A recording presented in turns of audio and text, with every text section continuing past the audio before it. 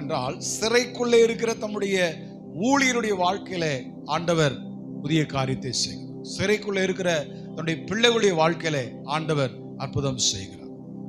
யோபு 37:5 வாசிக்கும் போது கிரகிக்க முடியாத பெரிய காரியங்களை செய்கிற தேவனாய் அவர் இருக்கிறார் என்று சொல்லி வேதத்தில் நான் வாசிக்கிறேன்.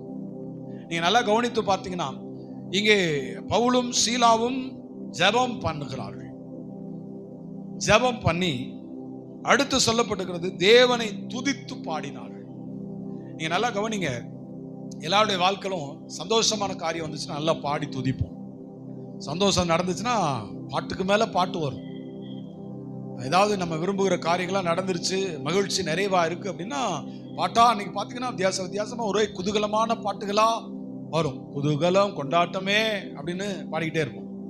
ஆனா நம்முடைய வாழ்க்கையில ஒரு சில சோர்வுகள் வருகிற போது, பாடுகள் வருகிற போது, உபத்திரவங்கள் வருகிற போது நாம் கர்த்தரை துதித்து பாடுகிறோமா?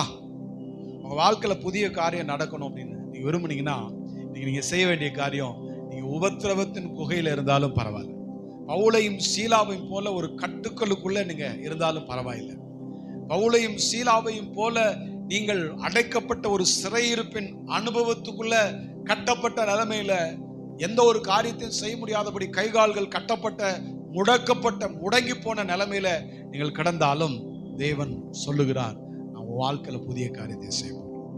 நீங்கள் ஆராதிக்கிற நம்முடைய ஆண்டவராகிய இயேசு கிறிஸ்து, நீங்களும் நானும் உயர்த்துகிற நம்முடைய ஆண்டவராகிய இயேசு கிறிஸ்து, வேதத்தில் அவரை குறித்து சொல்லப்பட்டிருக்கிறது, அவர் விடுதலை செய்கிற தேவன். சத்தியத்தை அறிவீர்கள், சத்தியம் உங்களை விடுதலையாக்கும். ஆமென்.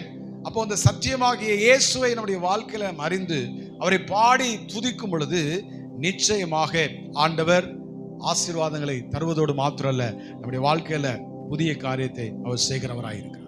ஏசாயா தீர்க்க தரிசன புஸ்தகத்திலே 43வது அதிகாரத்திலே 21வது வசனத்தை வாசிக்கும் போது, இந்த ஜனத்தை எனக்கென்று ஏற்படுத்தினேன், இவர்கள் என் துதியை சொல்லி வருவார்கள் என்று சொல்லுகிறார். சொல்லி வருவார்கள், என் துதியை சொல்லி வருவார்கள்.